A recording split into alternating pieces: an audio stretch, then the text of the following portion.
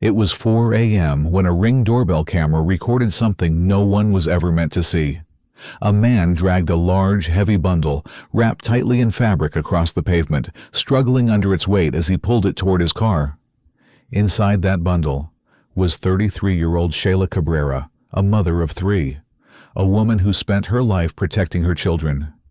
And now, only a silent camera captured the truth. How did her final moments end up recorded by her own neighbor's doorbell?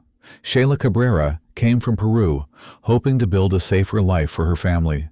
She worked hard, cared for her 3 young sons, and created a loving home in Lancaster. But behind her warm smile was a life of hidden abuse. Her husband, Josimar, had been violent even before they came to America, and the cruelty only continued. Friends saw her as patient and kind, but she lived in fear. Josimar's constant threat, "If you leave, I'll take the kids," kept her trapped. By the summer of 2025, something inside Sheylla finally shifted. The years of violence, fear, and constant pressure had become unbearable. She told friends she wanted a divorce. She told her parents she was ready to file a police report. That call to Peru would be the last time they ever heard her voice. Inside the small apartment on Lancaster Boulevard, tension grew with every passing hour. Josimar knew she was planning to leave him, and the control he relied on was slipping. Domestic violence experts often say, the most dangerous moment is when the victim tries to leave. For Sheylla, that danger arrived on August 9th. The exact details of the murder remain sealed in court documents.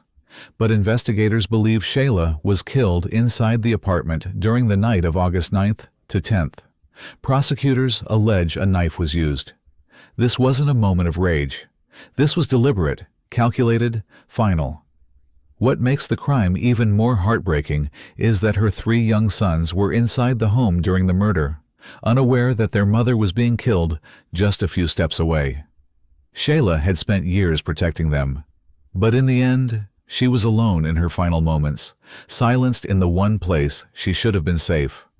After killing Sheylla, Josimar wrapped her body in thick fabric, the same material later seen on camera. At 2:40 a.m., a neighbor saw him cleaning the car trunk in the dark, but the real evidence came at 4 a.m., when a Ring doorbell camera recorded him dragging the heavy bundle across the pavement. He loaded Sheylla into the trunk, drove to the Angeles National Forest, dumped her body down an embankment, and returned home to begin his lies. On August 12th, friends reported Sheylla missing, and investigators immediately sensed trouble.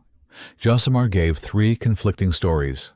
ICE took her, she left with another man, she had an accident. Friends revealed years of abuse and her plan to leave him. On August 13th, detectives found Ring camera footage, shifting the case to homicide. Search teams combed the Angeles National Forest and on August 16th discovered fabric, and Sheylla's body inside it. By then, Josimar had fled with his 3 children, traveling through Mexico and into Peru. Peruvian authorities safely took the boys into protective custody, but without formal U.S. charges, they couldn't detain him. Then prosecutors filed murder charges and issued a global Interpol red notice. Lancaster held a vigil crying, "Justice for Sheylla." Finally, on August 27, 2025, Josimar surrendered at Interpol headquarters in Lima.